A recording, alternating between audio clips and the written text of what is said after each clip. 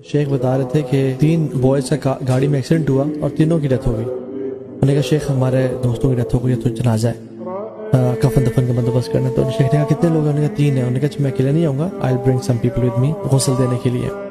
تو پہلے دوست کو انہوں نے شاور دیا, کفن پہنایا, دوسرے کو کیا. تیسرے کو جب لے کے آئے نا, اس کی جو باڈی سے نا بہت زیادہ بدبو آ رہی تھی, اور کہتے ہیں اس کا جو اسکن کلر تھا نا وہ بالکل وائٹ تھا. کہتے ہیں as soon as we started washing his body وہ کلر چینج ہوتا گیا, اور کہتے ہیں وہ اتنا کالا ہو گیا, اتنا بلیک ہو گیا جیسے ایک بلیک لوگ نہیں ہوتے, کہتے ہیں چارکول زیادہ برائٹ ہوتا ہے اس بندے کی باڈی سے. اور کہتے ہیں کہ اس کی اندر سے اتنی بو آنا شروع ہو گئی اس مغسلہ میں کہ ہم حیران ہو گئے کہ یہ کیا ہو رہا ہے.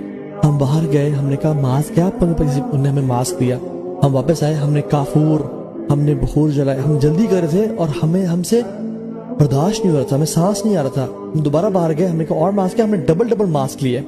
ہم نے اسے کفن وغیرہ کر کے ہم نے ان کے فوراً سے حوالے کیا اور ہمیں پھر سانس آئی. تو شیخ نے اس بوائے سے پوچھا, جو فرینڈ تھا جس نے کال کی تھی, ہمارے فرینڈ کی ڈیتھ ہو گئی ہے, انہوں نے کہا یہ تیسرا دوست تھا آپ کا, یہ نماز پڑھتا تھا؟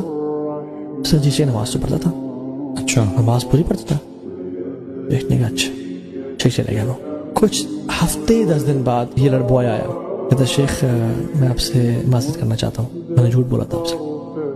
کہتے حتیٰ کہ ہم جب یہ نماز پڑھتے تھے نا, یہ ساتھ بیٹھ جاتا تھا, ہمیں دیکھتا تھا پر نماز کبھی نہیں پڑھتا تھا. شیخ کہتے ہیں آئی نیو اٹ, اب مجھے پتہ لگا تم نے جھوٹ بولا ہے, بٹ میں تمہیں ریٹیلیٹ نہیں کرنا چاہتا اس پرٹیکولر سچویشن پہ. شیخ کہتے ہیں میں نے آج تک کسی بندے کو نہیں دیکھا جس سے جو نمازی ہو اس کی یہ حالت ہو.